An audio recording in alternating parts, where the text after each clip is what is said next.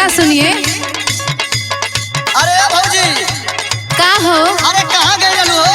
सुना न बतावा तने। अरे तोहार का हाल भइल बा? अरे कुल लवंडा में होली फेंक अरे देला बाप रे हो। बाप, हम समझ में नहीं खनावत। ए देवर बबुआ आवा तने जोगिरा सुना। सुनाओ भौजी सुनाओ, आज मूड बनल हो। छोटकी मड़ैया का सकरी दुआर हो, सकरी दुआर। अरे वाह भौजी छोटकी मड़ैया के सकरी दुआर, अब भौजी के पीछे हो सकरी कुंवार। बोला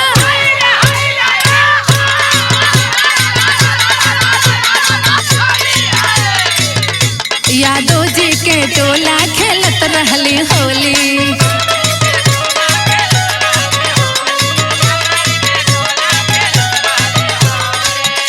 अच्छा अहिराने में नहीं रहलू का? हाँ हो,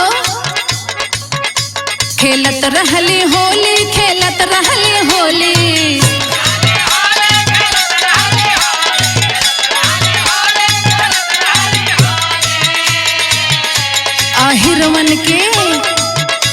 आहिरवन के टोला खेलत रहली होली।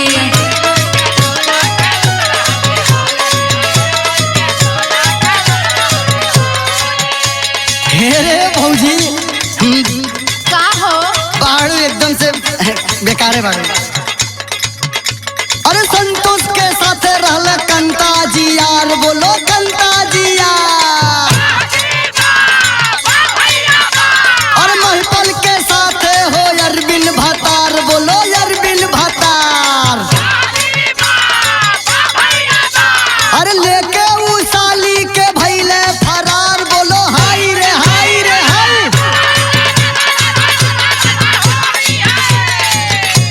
बेकार बाड़ू भौजी, बेकार बाड़ू भौजी, रंगायलू चोली।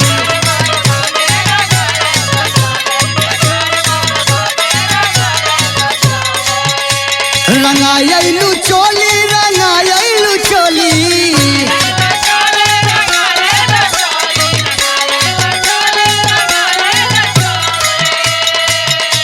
छिनार बाड़ू भौजी। अरे हरा रा रई रई रई रई रई रई रई रई रई रे।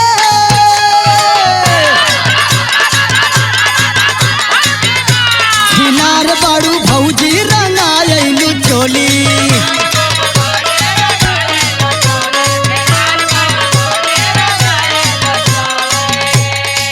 अरे हे बाबू तने है बुढ़वन का कहानी सुना।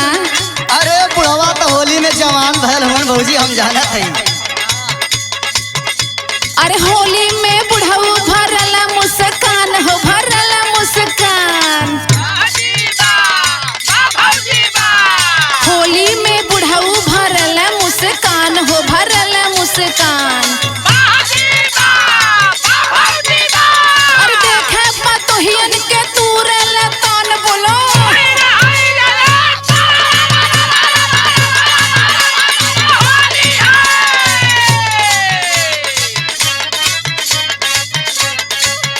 बहुत ऐसे सारा रारा करत रहलू का?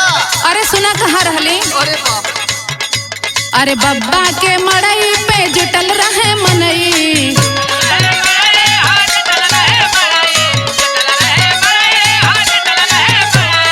केहू पीसे भांग, केहू पियत रहे ठंडई।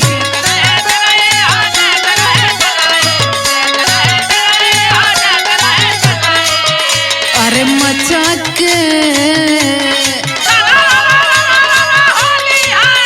मचक राम झुल्ला खेलत रहली होली।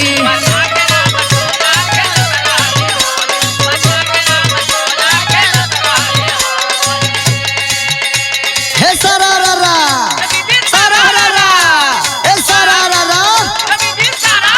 हे आशीषवा के साथे दुबवा फारे नीर हो, दुरवा फारे नीर। संतोष को भौजी मोरा चुरवैली खीर हो, चुरवैली खीर। ए भौजी सुना। अरे सुना, अरे पढ़ी पढ़ी के बोल बात दे हम जीर। बोला